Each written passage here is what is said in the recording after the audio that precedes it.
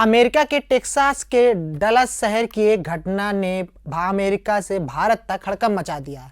इस घटना में भारतीय मूल के एक होटल मैनेजर की हत्या कर दी गई। हत्या इतनी खौफनाक थी कि देखने वालों की रूह कांप जाए। दरअसल यॉर्डिनिस कोबोस मार्टिनेज नाम के अमेरिकी शख्स ने भारत के चंद्रनाग मल्लई की गर्दन काटकर हत्या कर दी। दरअसल दोनों के भी वॉशिंग मशीन को लेकर विवाद हुआ था। इसके बाद भड़के शख्स ने इतना खतरनाक कदम उठा लिया जो देखकर लोगों को दहल उठे। फिलहाल वह पुलिस की हिरासत में है। लेकिन दोनों के बीच आखिर क्या हुआ था, जानिए अंदर की बात।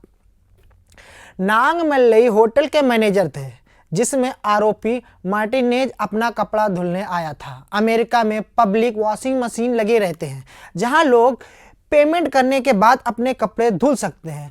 मार्टिनेज भी अपना कपड़ा धुलने आया था। वह जिस मशीन के पास गया वह खराब थी।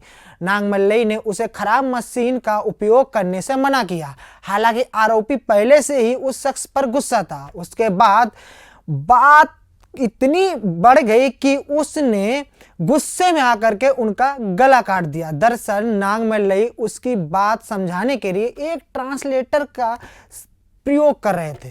वो एक महिला के रूम में थी। इस घटना की गवाह रही एक महिला ने इस घटना की पूरी जानकारी दी। उसने बताया कि वह और कोबोस मार्टिनेज मोटल में काम कर रहे थे, एक कमरे की सफाई कर रहे थे।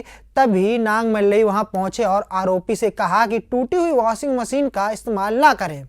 गवाह के मुताबिक कोबोस मार्टिनेज इस बात से नाराज था कि नांग मल्लई उससे सीधे बात ना करके उसकी बजाय एक महिला ट्रांसलेटर से अपनी बात कहला रहे थे। इसके बाद कोबोस मार्टिनेज ने चाकू निकाला और नांग मल्लई पर कई बार हमला किया। वहीं प्रत्यक्षदर्शियों और अमेरिकी पुलिस इस हत्याकांड की जानकारी के अनुसार बताया जा रहा है कि जब मार्टिनेज ने नांग मल्लई पर हमला किया तो वह पार्किंग लॉट से होते हुए फ्रंट ऑफिस की ओर भागे। लेकिन कोबोस मार्टिनेज ने उनका पीछा करता रहा। इस बीच नांग मल्लई की पत्नी और बेटा भी फ्रंट ऑफिस के बाहर आकर आरोपी को रोकने की कोशिश की। आरोपी ने उन दोनों को धक्का मारकर दूर कर दिया और नांग मल्लई की गर्दन काट दी। गर्दन काटने के बाद उसने उसके पैर भी मारा। बाद में उसे कूड़ेदान में फेंक दिया। इस पूरी घटना पर भारत के ह्यूस्टन स्थित वाणिज्य दूतावास ने भारतीय नागरिक नांग मल्लई की दुखद हत्या पर शोक व्यक्त किया। वाणिज्य दूतावास ने बयान जारी करते हुए कहा कि हम परिजनों से संपर्क में हैं और हर संभव सहायता प्रदान कर रहे हैं। आरोपी डलास पुलिस की हिरासत में है। हम इस मामले की निकटता से निगरानी कर रहे हैं। भारतीय नागरिक की बेरहमी से हत्या करने वाले आरोपी योर्दानिस कोबोस मार्टिनेज को पुलिस ने गिरफ्तार तो कर लिया है, पर उसके ऊपर और इससे पहले भी कई अन्य आपराधिक मामले रहे हैं जिसमें गाड़ियों की चोरी और लोगों पर हमले करने सहित अन्य मामले भी दर्ज हैं। पिछले कुछ समय से अमेरिका, ब्रिटेन, ऑस्ट्रेलिया से लेकर आयरलैंड तक भारतीय मूल के लोगों पर जानलेवा हमला की घटनाएं बढ़ती जा रही हैं। भारतीय मूल के लोगों से वहां के स्थानीय लोगों की जलन, कुंठा और हताशा इतनी बढ़ गई कि अब वह हिंसक व्यवहार पर उतर गए हैं। विदेश में भारतीयों पर नस्लीय हमले लगातार बढ़ते जा रहे हैं। इस साल मार्च में फ्लोरिडा के एक अस्पताल में भारतीय मूल की एक नर्स पर मरीज ने 67 वर्षीय नर्स लीला लाल के चेहरे पर कई बार घूसा मारा था। हमले में उनके चेहरे की हड्डी टूट गई थी। इसी तरह आयरलैंड में पिछले महीने 7 अगस्त को भारतीय मूल की एक नर्स की 6 वर्षीय बेटी पर हमले की खबर आई थी। केरल से ताल्लुक रखने वाली अनूपा अच्युतन वाटरफोर्ड शहर में लगभग 8 सालों से रह रही हैं। घर के बाहर खेलने के दौरान ही कुछ लड़कों ने नर्स की बेटी पर हमला कर दिया। इतना ही नहीं, नस्लीय हमले के बाद उसने भारत वापस जाने के लिए भी कहा गया। नर्स का कहना है कि मुझे कभी उम्मीद नहीं थी कि ऐसी घटना घटेगी। मुझे लगा था कि वह यहाँ पर सुरक्षित है। अच्युतन इस साल अपने पति, बेटी निया और 10 महीने के बेटे के साथ डबलिन से वाटरफोर्ड जाकर रहने लगी थी। इससे पहले आयरलैंड की राजधानी डबलिन में भारतीय मूल के एक होटल कर्मी पर लूटपाट के इरादे से हमला किया जाने का मामला सामने आया था। 3 बदमाशों ने पीड़ित की पिटाई की और उसका मोबाइल फोन और इलेक्ट्रिक बाइक छीनकर भाग गए। पीड़ित को सेंट विंसेंट यूनिवर्सिटी हॉस्पिटल में भर्ती कराया गया। आयरलैंड में भारतीय मूल के टैक्सी चालक लखवीर सिंह और उद्यमी एवं आर्टिफिशियल इंटेलिजेंस यानी एआई एक्सपर्ट संतोष यादव पर नक्सली हमले के मामले सामने आए थे।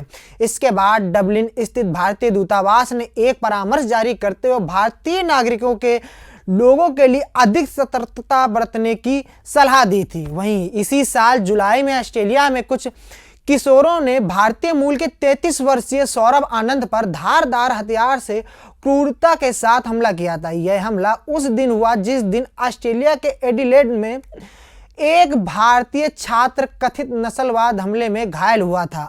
आनंद 19 जुलाई को मेलबर्न के अल्टोना मिड-एज में सेंट्रल स्क्वायर शॉपिंग सेंटर के एक दवाखाना से दवाइयां लेकर के अपने घर जा रहे थे। उसी समय किशोरों ने पीछे से आकर उन पर हमला कर दिया। उन किशोरों में से एक ने आनंद की जेब में हाथ डालकर कीमती सामान ढूंढने की कोशिश की। इतना ही नहीं, आरोपियों में एक लड़के ने आनंद के सिर पर तब तक घुसे मारे जब तक वह जमीन पर गिर नहीं गए। तीसरे किशोर ने एक धारदार हथियार निकाला, उनके गले पर रख दिया। आनंद के सिर में भी चोटें आईं। उनके बाएं हाथ की हड्डी टूट गई और रीढ़ की हड्डियों में भी फ्रैक्चर हो गया। इस साल जून में ऑस्ट्रेलिया में पुलिस के एक अधिकारी ने भारतीय मूल के व्यक्ति को गिरफ्तार करने का प्रयास करते हुए उनकी गर्दन को घुटने में दबा दिया था। अस्पताल में भारतीय 42 वर्षीय भारतीय मूल के गौरव कुंदी की बाद में मौत हो गई थी। पुलिस ने आरोप लगाया था कि उसने कुंदी और एक महिला के बीच झगड़ा होते हुए देखा था। घटना से जुड़े एक वीडियो में पुलिसकर्मी को कुंदी के साथ जबरदस्ती करते हुए देखा गया था, जबकि वह और उनकी पत्नी अमृतपाल कौर पुलिस की इस हरकत का चीख चीख कर विरोध कर रही थी।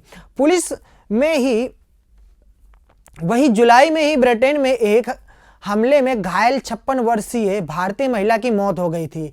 नीला पटेल नाम की महिला पर सड़क पर टहलने के दौरान एक व्यक्ति ने हमला कर दिया था। नीला पटेल अस्पताल में इलाज के दौरान दम तोड़ दिया था। पोस्टमार्टम रिपोर्ट में सिर में लगी गंभीर चोट को पटेल की मौत का संभावित कारण बताया गया था। पटेल के बेटे जेडन और बेटी दानिका ने अपनी मां को श्रद्धांजलि देते हुए भावुक संदेश दिया था। उनका कहना था कि हमारा दिल टूट गया, लेकिन हम चाहते हैं कि दुनिया को पता चले कि हमारी मां वास्तव में कौन थी।